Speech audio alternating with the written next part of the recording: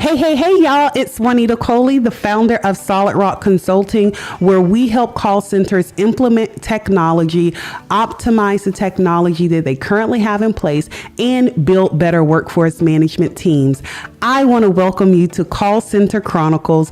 Call Center Chronicles is a place for CEOs, call center professionals, tech leaders, and yes, the customer, looking to have fun yet thought-provoking conversations around how we improve customer experiences and companies' bottom line. We are on a mission to normalize women in tech and workforce management leadership roles, and we believe that that starts with conversation. Welcome to Call Center Chronicles. Hey guys, and welcome to another episode in season 6 of Call Center Chronicles. I am your host, Juanita Coley. I am super excited for this episode. I'm not going to tell y'all who it is yet. Y'all going to have to wait, okay? You're going to have to wait. Calm down, okay? Let me know in the chat where you're tuning in from. Type in the chat. Let me know where you're tuning in from. Don't be shy. Say hello. I'll give it a minute for y'all all to come on in, okay? Because I know y'all take some time to come on in. Let me make sure that we are live on all our channels. All right, so some announcements before we get into this amazing, epic, okay? Y'all come on in the room, okay? I feel like my Tabitha Brown ego is coming on. Come on in the room, okay? Y'all come on in the room, okay? So listen, we have Lunch and Learns. You already know that we host these variant Lunch and Learns. They happen twice a month. Keep me honest, team that's in the chat, y'all keep me honest, okay? Twice a month. But if you want to know more about the variant Lunch and Learns, they are free Lunch and Learns where we're talking about a very specific feature in variant, and we're going in, okay? So if you're having any issues with your using a particular feature in variant, make sure that you are attending the free variant Lunch and Learns. All right, like it's not too many things you're gonna get this awesome for free. Okay, all right, that's my little thing about Lunch and Learns. All right, so that's that housekeeping. Also, up and coming events. Okay, so make sure that you are looking at the Where's Juanita? I'll type it in the chat here in a second.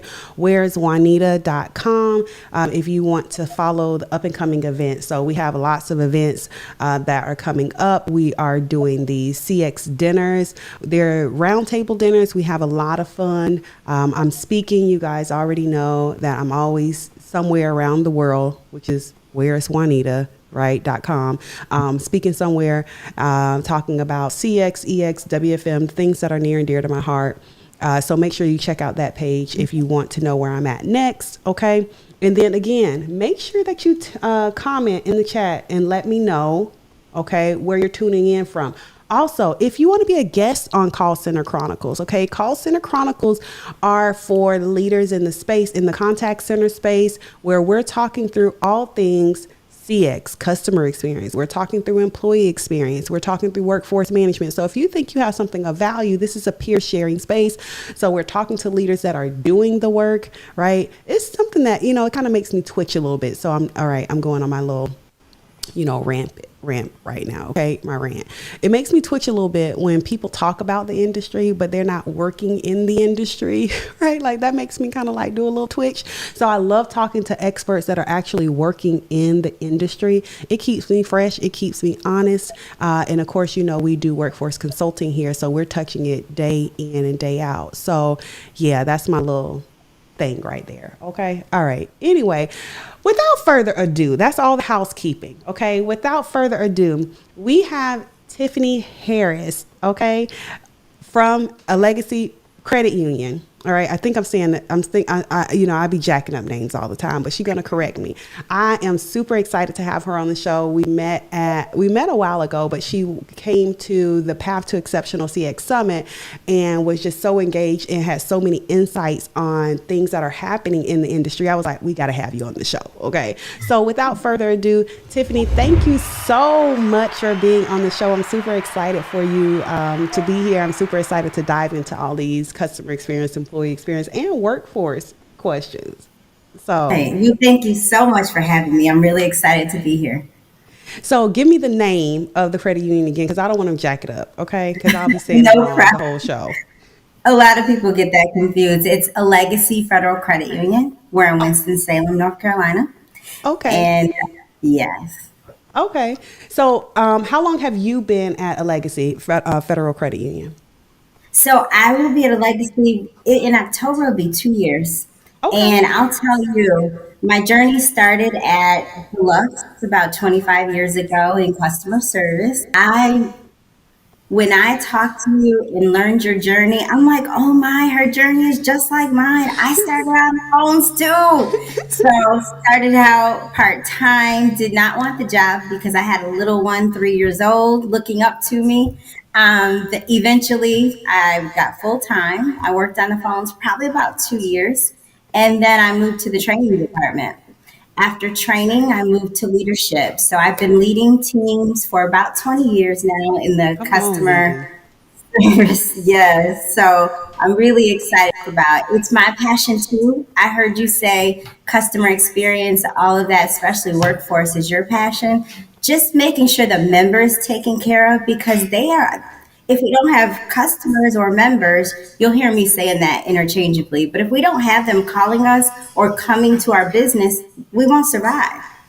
And just making sure they're treated with the best service possible, that's definitely my passion. So I am really excited to be here. Yeah. So, what's your current role at a Legacy right now? And tell me So about right your now, journey. So I know you about your journey, kind of like that you talked about a little bit just now. But tell me what your role is now at a Legacy, and what was your? You started on the phones in customer service. What was your career path like? How did you career navigate to where you are now at a Legacy?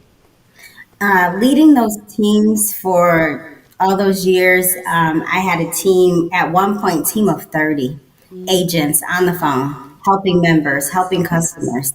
And I then went to contact center manager. So I'm running the center and it's fun. It's my passion. It's something for years. And I feel so good to be able to be in a role that I truly enjoy. What do you think makes you enjoy it so much? Why is it your passion? What is it? What's that thing that make you be like, yes, I love this? It's so funny when my supervisors will come to me and they have maybe issues or questions. And in my head, I'm like, oh, I've experienced this before. Let's do this. And then one of them will say, okay, that's exactly what I needed. So that feels really good that I could give them an answer and help them out, especially from my experiences that I've been through before. Yeah, so it's that problem solving that just kind of gets you fired up every single time, and being able to, I'm the same way. I was saying that the other day. I was saying that to someone, it's like, someone was asking, how do you know when you're innovating? I say, like, when you're looking for problems to solve, a lot of times people are running away from problems. But when Mhm. you know you're innovating, when you are looking for problems to solve, at least that's how I gauge it. Like when I'm looking, like what problem can I solve? I'm not usually the one that's running away from problems. Like, no, don't give me that task. Unfortunately, I'm the one that's usually like running into the fire, like, oh, I can solve this, So I think that's interesting that you have you share that same passion. Yes. So many times, okay, so we know that this season of Call Center Chronicles is the accelerators, right? And we're talking about the accelerator factors of CX, customer experience, employee experience, and WFM. So I really want to Mhm. talk about customer experience with you, especially since you're serving members, you're in a role that, that has to always be top of mind.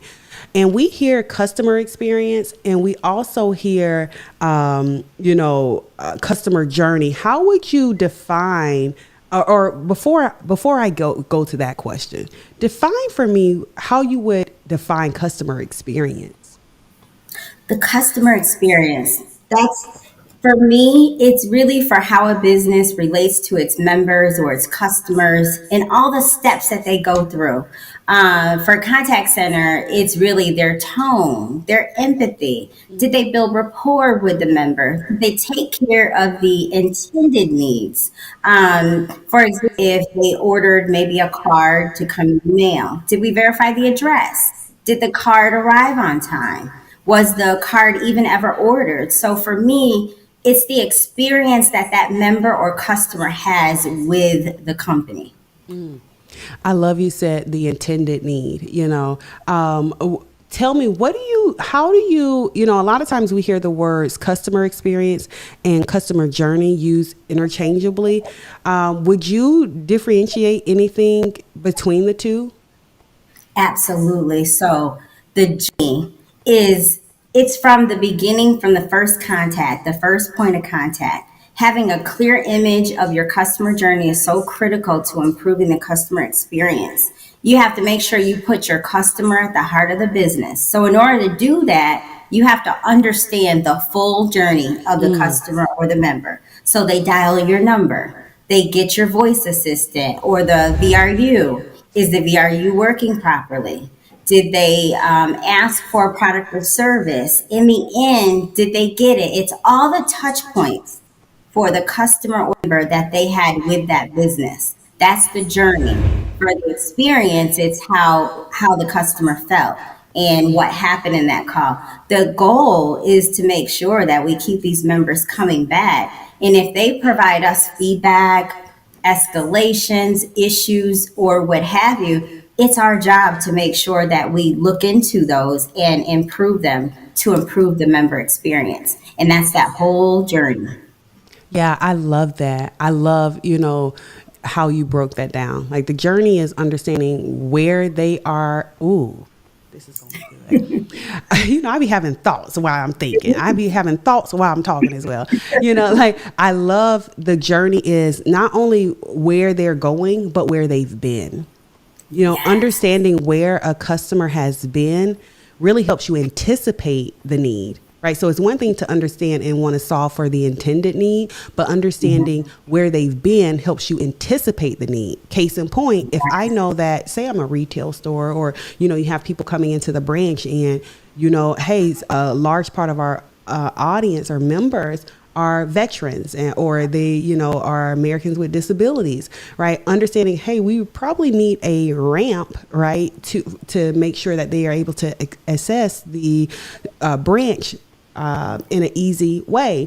Understanding where they've been and understanding your audience helps you to be able to help them where they're going on their journey. And so I think that is what creates then, right, a good customer experience. Yes, Yeah. yes. And that's where a lot of folks fall short.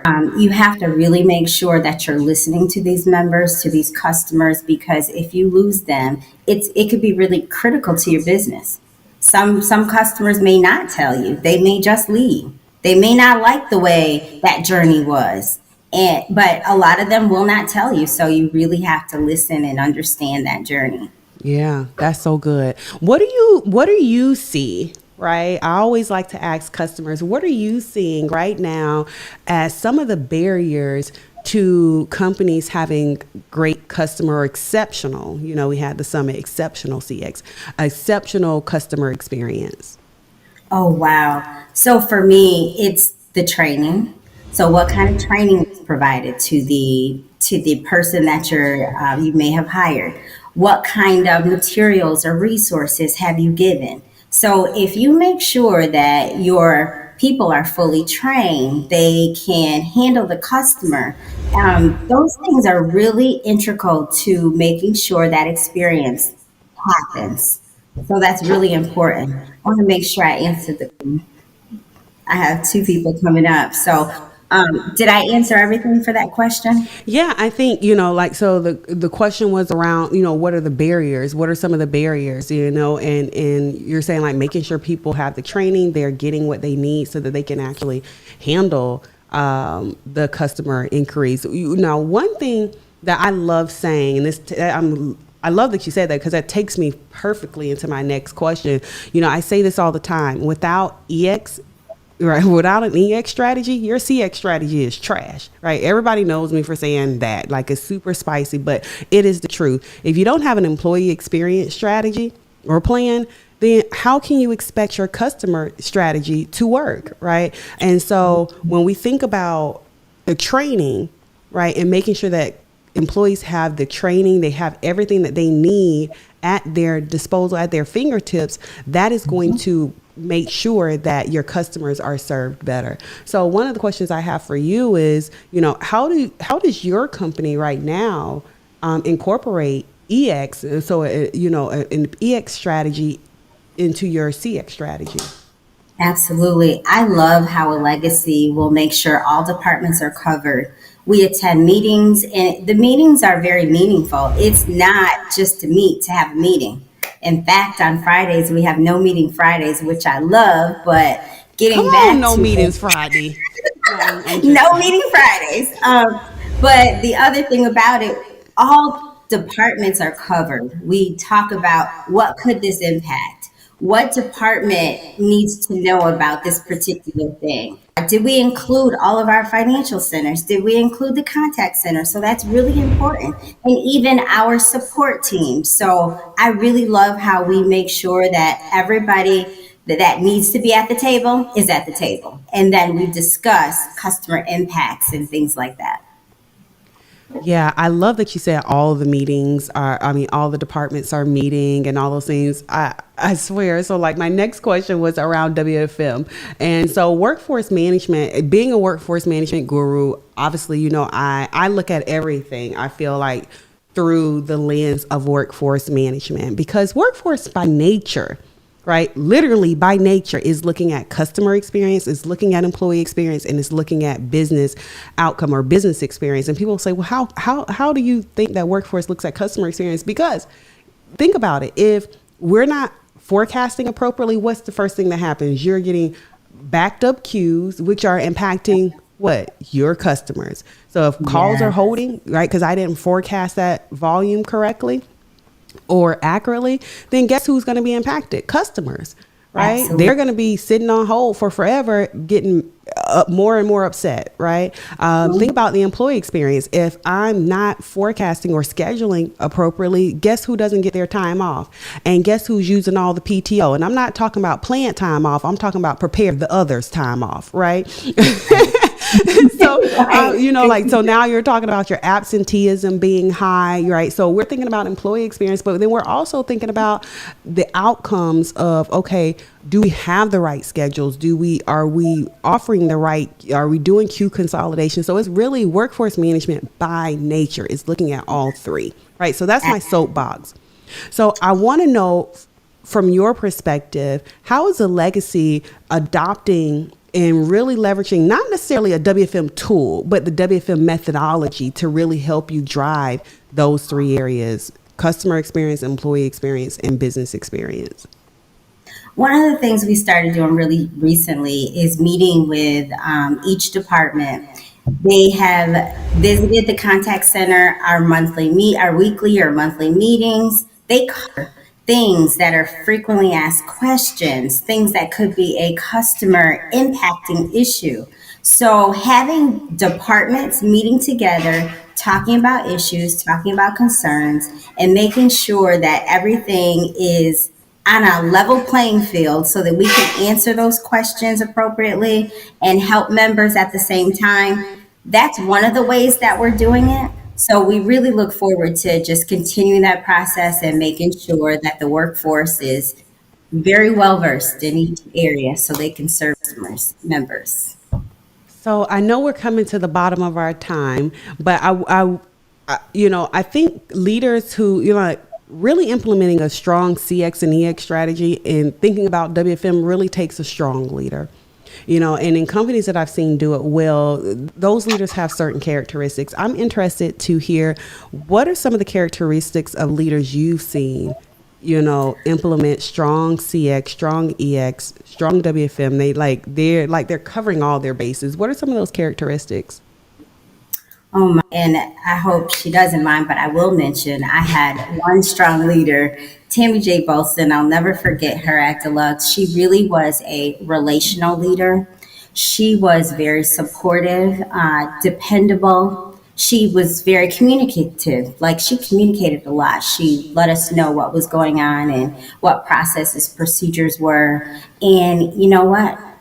She really cared, just caring about her people, caring about the business, caring about herself, and making sure not just that she was the leader that's saying, "Oh, I need to do this just for me." But to me, she was selfless because she didn't just say, "Oh, I'm going to do this, this, and that. I'm going to bring my team with me." I remember her just saying, "Tiffany, what do you want to do? What, she was inquisitive about me. She wanted to help. So that type of caring and wanting to be there for me and just help me, like, she really doesn't realize how much that helped.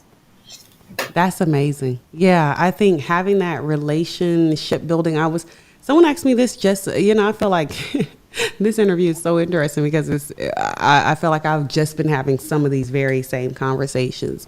But someone was asking me about relationships the other day, and I was saying, the relationships that always have meant the most to me have been relationships where it was really nothing in it for the other person, right? Like I knew that they were so advance in whether life or their career that them helping me was just because they really wanted to pay it forward. And so I try to do the same thing when I come across people that I'm like, listen, there's really nothing in this for me. I just want to be able to help. I think that's when we think about leaders and leadership, we need more leaders that are like that in our careers, right? But and just even in our personal lives, I think it helps us become a more developed, overall, better human being. Absolutely. I would not be here if it weren't for that leader caring about me and really wanting to make sure that I was taken care of. And I'll never forget her. We're still friends. We're LinkedIn friends. So I hope she sees this. And so I'm really happy. And she's just an overall wonderful type of leader. What can we expect next? What are some what that you can share? I don't get in trouble now, but what are some things that you guys are at a legacy on the cutting edge of doing, whether it's from serving your members or just whatever you can share. What can we expect next from a legacy? So, a lot of organizations are saying all things digital, just digital, digital. We just have to remember that we do have some members out there that are not that exposed and not really want to have everything digital. So, we're trying to find that balance between the digital side versus the legacy folks that have always maybe come into the financial center and they want a person. So, we have both. So we have that balance, and we really love to hear from our members, and we do our surveys just to see how we're doing. We really, really try, and membership has been growing. So we're really happy. I love that you said that because I'm interested in how will you balance that? How do you balance, right? We're going so digital. AI is becoming a big, big part of the conversation. But you still have members that are probably like, and this is not just, a legacy. This is around the world. All businesses everywhere are experiencing, well, we have members or we have customers that are very digital, adaptable. And then we have some that are like, yeah, we're not ready for it. AI is the devil, so they don't really know what they want to do. How are you balancing and how are you dealing with that internally with your employees, also with how you're coming up with your strategy to help customers? I really think this is an ongoing process.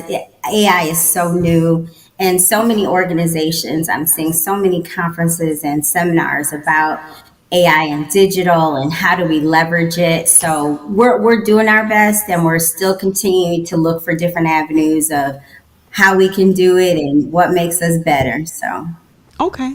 Awesome. Yeah, I think, just continuing to, I think as I'm talking to organizations and they're, looking at more AI and different things like that, it is exactly what you're saying, right? Doing their research, letting data, because AI, I have this saying, and I know people are going to probably start saying this now, it's either artificially intelligent or it's artificially ignorant. The difference is the data. Right. Yeah. So it's not a mad rush to just implement AI or, do this digital transformation just for the sake of doing it. You really need to have the data to support and turn that data into information so you can actually turn it into something actionable. And until you're really ready to take those steps, you really should be working on those steps first. Like, how are we getting the data? how are we turning that data into actual information so that when we are implementing the AI bits and pieces, then it's actual usable and actionable things that we can do. So I think you guys you're on the right path there. Great. Thanks. Yeah. So, all right. Well, thank you so much, Tiffany, for taking the time to interview with me today. I am going to wrap the show. Hang out with me in the green room, and I'll be right back over with you. Okay. Thanks for having me. Absolutely. All right, guys. Well, that is your episode of Call Center Chronicles. Tiffany came through dropping all the gems. I absolutely love her thoughts around, leadership. I think that is such a big thing when we're thinking about how do we connect with our employees, but how that then, trickles down, right? Or correlates rather to what our customers are experiencing, right? It was because of the way her leader was able to pour into her that she was able to develop into the leader that she is today, and then also pour into her staff, and that just it's a gift that keeps on giving, So I encourage you to think about that today as you're leading your teams, as you're building out your customer experience strategies, your employee experience strategies. How are you becoming a better leader? How are you paying it forward? All right. That's my soapbox for today, guys. Until next time, make sure you tune in to our next episode that'll be dropping here shortly. No spoiler alerts. You won't get it from me, not today. All right. See y'all soon. Bye.